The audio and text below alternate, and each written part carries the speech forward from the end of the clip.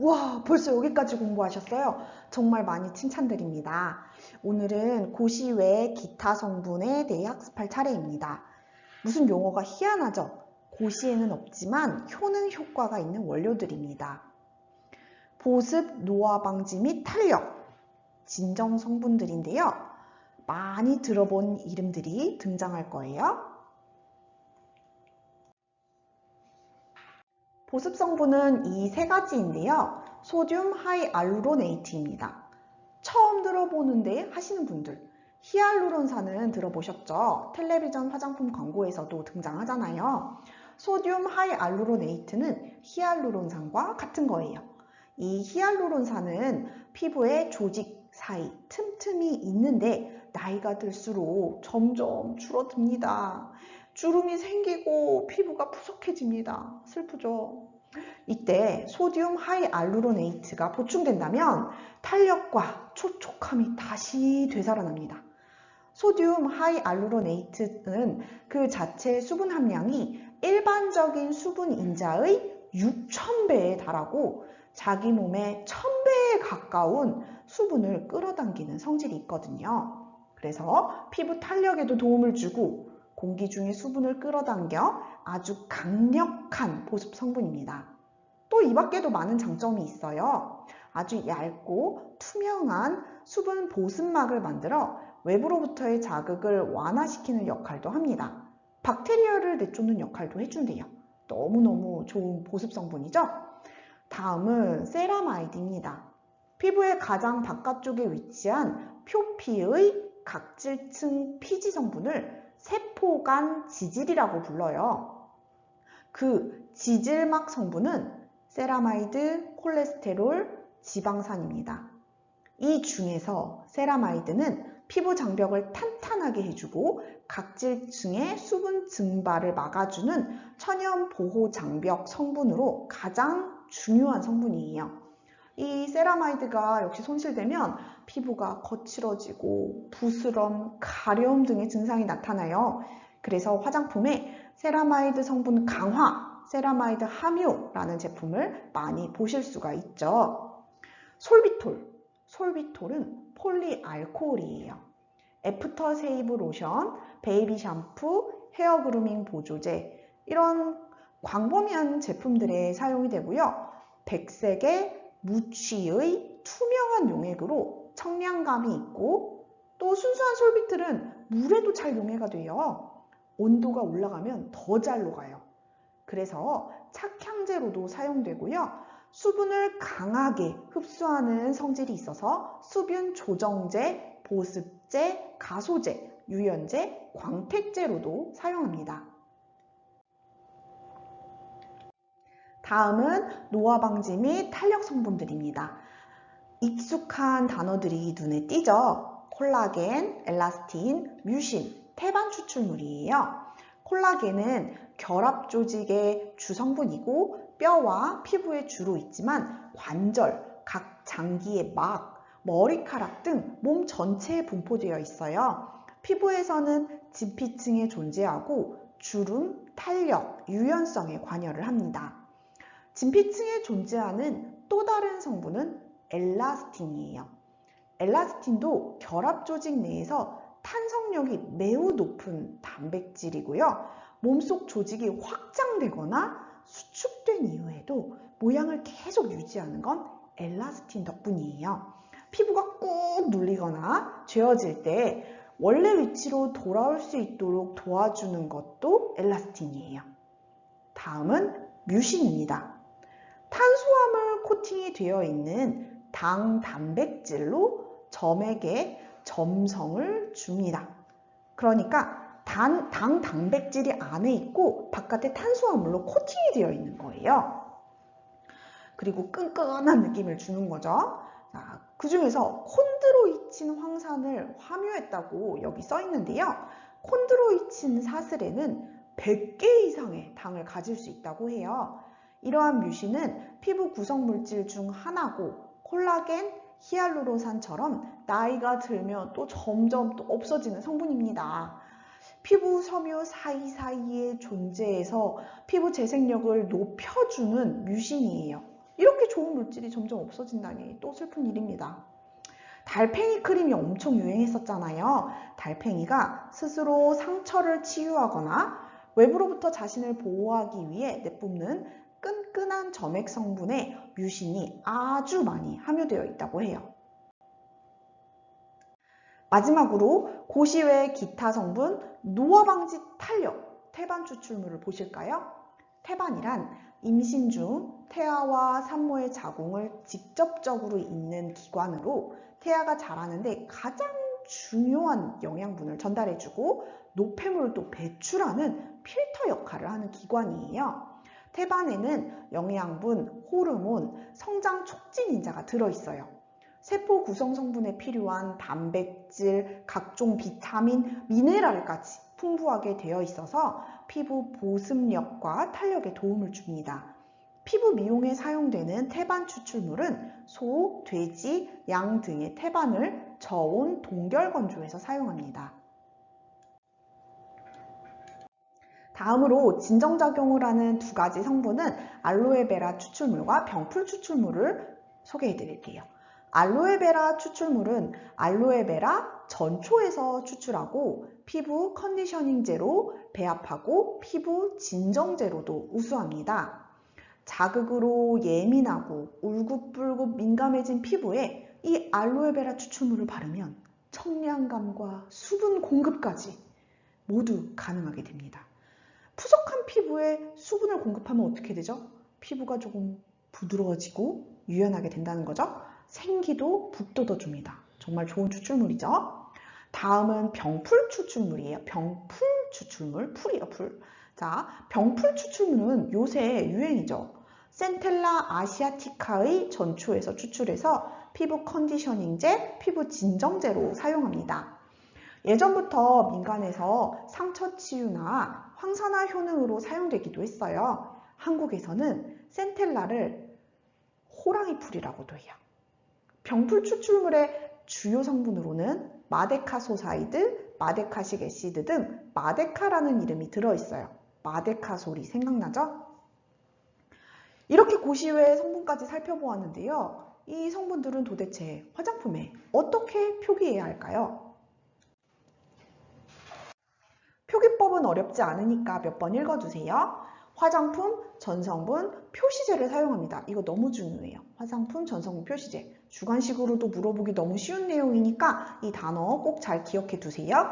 화장품, 전성분은 표기제가 아니라 표시제예요. 자, 이건 화장품에 사용되는 모든 성분을 표기하는 제도고요. 화장품 제조에 사용된 모든 물질을 화장품 용기, 포장에 한글로 표시합니다.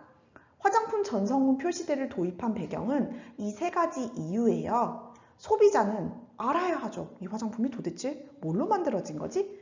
그 어떤 알 권리에 대한 거, 특히 피부가 민감한 분들은 성분을 꼼꼼히 따져야 하잖아요. 어떤 유효 성분이 들어가 있는지 아주 자세하게 전성분을 볼 수 있습니다. 그리고 쓰다 보면 화장품 부작용 사례가 참 많아요. 이때 원인 규명을 위해서도 전성분 표시제가 꼭 필요합니다. 마지막으로 제조자 입장에서는 성분을 모두 밝혀야 하니까 더 좋은 성분을 사용하려고 하겠죠.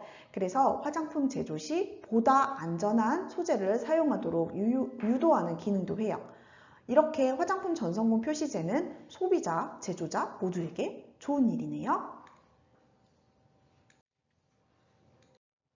전성분 표시제는 5포인트 이상으로 표시를 합니다. 사실 5포인트도 글씨가 되게 작잖아요. 용기나 포장도 작으니까 이 정도로 좀 봐준 건가 봐요. 저는 한 11포인트 정도는 돼야 눈에 이렇게 잘 보이던데요. 그리고 쓸 성분도 얼마나 많아요, 전성분이. 그러니까 글씨가 작구나 라고 생각해 주세요. 표시 순서는 이치적이에요. 사용 함량이 많은 것부터 기재하고 표시합니다. 그래서 화장품 전성분을 보시면 정제수라고 써 있는 게 가장 먼저 있는 경우가 대다수죠. 정제수. 네, 물이 가장 많습니다. 우리는 주름에 좋은 뭐가 들어있다 등등으로 유효 성분을 홍보하는 경우가 있죠. 화장품을 보면 얼마나 들어있는지 궁금하시면 전성분을 보세요. 순서상 그 유효 성분이 광고하던 유효 성분이 뒤에 있으면 이렇게 함량이 작단 말이야 하고 실망할 때가 종종 있습니다. 함량이 많은 순서로 표시하는 것에도 예외는 있어요. 우리 공부하다 보면 마타정보에서 예외, 단, 제외한다 이런 말들 중요하다고 했죠. 1% 이하로 사용된 성분, 아주 작게 사용했다는 거예요. 착향제, 착색제는 순서에 상관없이 기재 표시가 가능합니다. 혼합 원료는 반드시 개별 성분의 명칭으로 기재 표시하고요. 색이 많이 들어가 있는 화장품들 있죠. 예를 들면 색조 화장품, 눈화장용, 두발 염색용, 손발톱용 이런 경우는 착색제가 제품별로 다양하게 들어가잖아요. 호수별로 이렇게 착색제가 다르게 사용되는 경우는 이 기호를 사용해야 돼요. 플러스 마이너스 표시 다음에 사용된 모든 착색제 성분을 함께 기재 표시합니다. 플러스 마이너스 이 기호 뒤에 착색제 성분을 모두 표시한다는 거 예상 문제집에 종종 등장하더라고요. 우리가 예상 문제집 맞추려고 공부하는 건 아니에요. 하지만 그 예상 문제집이라는 게 전문가들이 만든 책이거든요. 그분들이 중요하게 생각한다면 우리도 그 부분에 대해서 좀 기억해 둘 필요가 있어요. 그래서 이 모양을 잘 기억해 두세요. 착향제는 향료로 표기하고 특히 향료 중에서 알레르기 유발 성분은 성분의 명칭을 반드시 기재 표시해야 합니다. 엄청 작게 들어있다고 그 양이 작다고 무시하고 알레르기 유발 성분을 표시 안 했다가 누가 알레르기 발생하면 정말 큰일이잖아요. 알레르기 유발 성분은 무지무지 중요한 내용이에요. 곧 만나게 되실 거예요. 25종 다 외우셔야 합니다. 다음으로 산송도 조절 목적으로 사용되는 성분은 그 성분을 표시하는 대신에 중화 반응에 따른 생성물로 기재 표시할 수 있고 비누화 반응을 거치는 성분은 비누화 반응에 따른 생성물로 기재 표시 가능합니다. 이건 원래의 성분이 화학 반응으로 인해서 최종 제품에 그대로 남아있지 않기 때문이라고 볼 수 있어요. 그래서 화학 반응인 중화 반응과 비누화 반응을 통해 생성된 물질이 최종적으로는 제품에 남아있지 않으니까 그 생성물, 최종적으로 생성된 화학 반응을 통해서 만들어진 그 결과물, 생성물을 적을 수 있다는 거죠. 그런데 이렇게 다 속속들이 성분을 다 적으면 영업자들의 비법이 새어나갈 수 있겠죠. 그래서 영업자의 정당한 이익을 현저히 아주 많이 침해할 우려가 있을 때는 그 근거 자료를 제출하고 기타 성분으로 기재에 표시할 수 있어요. 앞으로 전 성분을 보고 기타 성분이라고 써 있는 건 좀 호기심이 생길 것 같죠. 어떤 비법이 숨어 있을까 하고요. 그리고 우리 애기들을 우리가 지켜줘야 하잖아요. 애기들 화장품은 전성분 중에서 보존제 함량을 반드시 표시 기재해야 합니다. 애기들이란 건 만 3세 이하의 어린이용, 영유아용 제품이라던가 만 4세 이상에서 만 13세 이하의 어린이용 화장품으로 표시 광고하려는 경우에 해당돼요. 하지만 모든 일에는 예외가 있는 법이죠. 전성분 표시가 생략 가능한 경우, 생략 가능한 성분이 있습니다. 먼저 전성분 표시 생략이 가능한 경우입니다. 성분을 아예 아무것도 안 써도 된다는 거예요. 그 경우는 50ml 혹은 50g 이하의 포장일 경우, 쓸 자리가 없어서 못 쓴 거겠죠. 견본품, 비매품 등 판매 목적이 아닌 경우, 이 경우는 단 조건이 붙어요. 전성분 정보를 즉시 제공할 수 있는 전화번호, 홈페이지 주소 또는 전성분 정보를 기재한 책자 등을 매장에 비치해야 합니다. 전성분을 표시하기는 해요. 성분들을 이렇게 저렇게 정제수부터 시작해서 쭉 나열하는데 이 밑에 있는 여기 지금 화면에 보이시는 내용의 성분은 쓰지 않아도 된다는 거죠. 바로 앞에서 살펴본 페이지와는 조금 다른 개념입니다. 앞 페이지에서는 어떤 성분이든지 하나도 안 쓸 수 있다는 두 가지 경우를 알려주는 거고요. 여기 페이지에서는 성분을 쓰긴 쓰되 아래와 같은 성분들은 생략이 가능하다는 거예요. 첫 번째는 전성분 표시 제도에 대해 공부하면서 정당한 영업이익을 위해서 기타 성분으로 표시할 수 있다고 했죠. 또 다른 경우들은 지금 여기 보이는 점 3개와 같은 경우들이에요. 최종 제품에 있지 않으면 쓰지 않아도 되고요. 너무 적게 들어있으면 쓰지 않아도 됩니다. 그리고 너무너무 중요한데요. 기출문제입니다. 내용량이 10ml 초과 50ml 이하, 중량이 10g 초과 50g 이하인 화장품에 들어있는 성분도 생략 가능합니다. 단 예외가 있어요. 예외도 같이 통째로 외워주셔야 돼요. 타르색소, 금박, 샴푸와 린스에 들어있는 인산염의 종류, 과외산, 기능성 화장품의 효능 효과가 나타나게 하는 원료, 식품의약품안전처장이 사용 한도를 고시한 원료, 이런 것들은 내용량이 10에서 50 사이더라도 꼭 써줘야 합니다. 지금 보여드리는 이 페이지 내용을 그냥 통째로 그냥 외우셔야 합니다. 다 너무 중요해요. 화장품 용기나 포장에 성분 말고도 표시해야 하는 내용들이 있는데 바로 화장품 기재 표시사항입니다. 여기 페이지에 나와 있는 내용들을 모두 숙지해 주시기 바랍니다. 먼저 식품의약품안전처장이 정하는 바코드를 적어야 합니다.